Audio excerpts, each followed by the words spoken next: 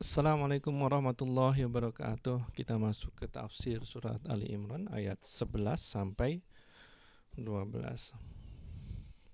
Saya perlu menceritakan sedikit prolog sebelum kita bahas.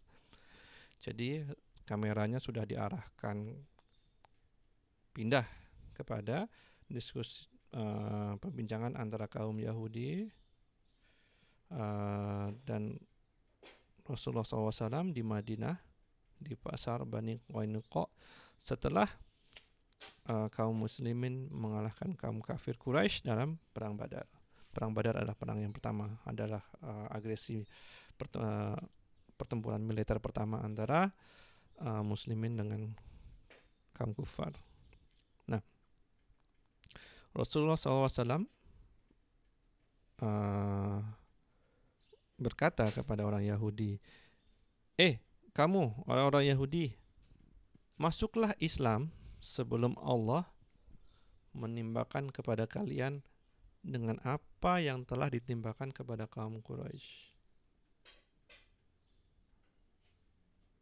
Apa sih yang terjadi di perang Badar tuh sehingga spesial banget? Nah, perang Badar adalah perang yang sangat tidak seimbang antara kaum muslimin melawan kaum kafir Quraisy. Perang antara pasukan muslimin yang berjumlah 300 melawan 1000 dengan persenjataan yang sangat tidak seimbang. Karena lagi-lagi dari zaman Allah sudah menetapkan dari zaman dahulu sampai zaman sekarang peralatan militer itu mahal. Baju besi mahal, pedang yang bagus tuh mahal, panah yang bagus tuh mahal, sehingga tidak seimbang persenjataan antara kedua belah pihak.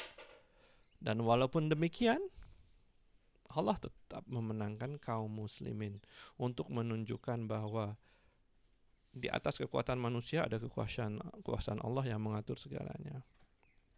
Nah, kaum Yahudi bilang, Muhammad, kamu jangan sombong kamu jangan terpedaya dengan keberhasilanmu mengalahkan kaum Quraisy. Keberhasilan itu karena kaum Quraisy itu nggak tahu cara berperang, nggak tahu strategi berperang. Demi Allah, jika kamu memerangi kami, maka kamu akan mengetahui bahwa kami adalah orang-orang yang istimewa. Kamu tidak menjumpai orang-orang seperti kami. Nah, perlu teman-teman tahu bahwa di dalam peralatan militer Yahudi dari zaman dahulu pun di atas orang-orang kebanyakan. Pada saat itu di peninsular Arab itu tidak ada yang kenal tentang teknologi pertahanan benteng. Nah, orang Yahudi sudah punya benteng di Madinah. Peralatan militernya pun lebih canggih. Kemudian mereka sombong karena mereka tahu strategi berperang. Nah, oleh karena itulah Allah menurunkan ayat ini. A'udzu billahi minas syaitonir rajim. Qul lilladzina kafaru satughlabuna wa tuhsyaruna ila jahannam wa bi'sal mihad. Katakanlah ya Muhammad kepada orang-orang kafir, yang dimaksud di sini adalah Yahudi, kalian pasti akan dikalahkan. Dikalahkan di mana? Di dunia ini. Dan digiring ke dalam neraka jahanam. Dan itulah seburuk-buruk tempat tinggal. Ingat, kehidupan kedua adalah kehidupan yang abadi. Kalau kita masuk dan tinggal di neraka, itulah tempat tinggal kita yang abadi. Karena itulah disebut dengan seburuk-buruk tempat tinggal. Nah, jadi Allah sudah menggariskan bahwa bagaimanapun kondisinya, apakah umat kufar itu lebih canggih teknologi berperangnya, lebih pandai strateginya, mereka akan kalah. Walaupun secara sementara mereka menang. Seperti saat ini, kalau kita ngelihat pasukan-pasukan kufar dengan teknologinya yang jauh di atas umat-umat muslim, pernahkah kita berpikir bahwa kita akan menang lawan mereka? Ayat inilah yang memberikan optimisme kepada kita.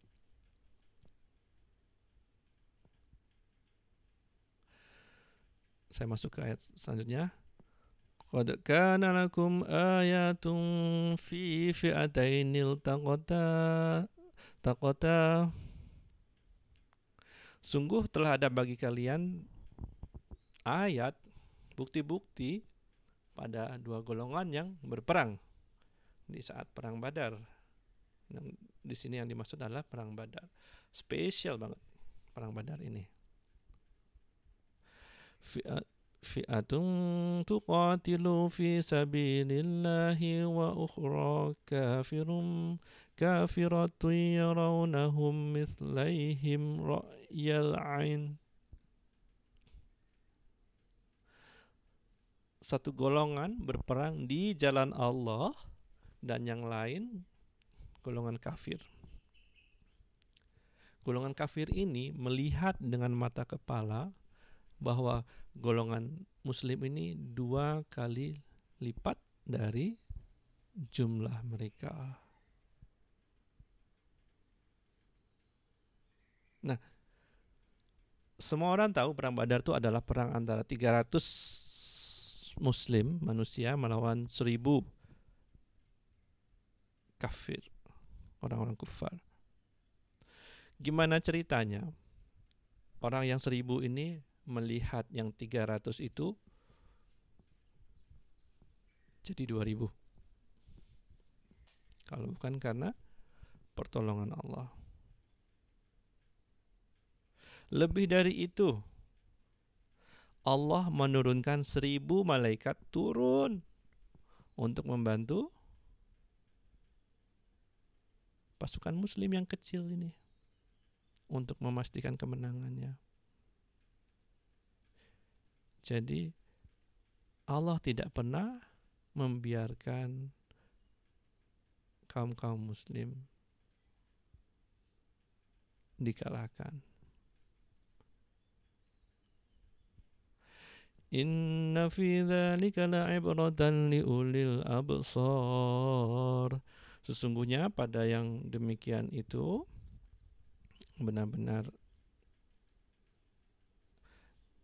ada pelajaran buat orang yang mempunyai mata hati.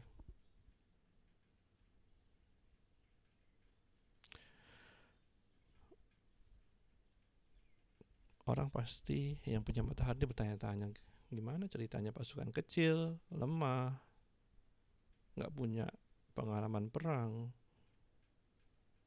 gak pernah berlatih buat berperang, ngelawan pasukan besar bisa mengalahkan. Tentunya orang-orang yang mempunyai mata hati bisa melihat bahwa ada sesuatu di balik itu semua. Jadi itulah yang dimaksud oleh ayat ini.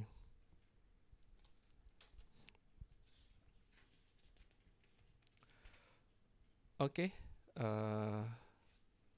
rasanya itu dulu tafsir Ali Imran ayat 12 sampai 13. Assalamualaikum warahmatullahi wabarakatuh.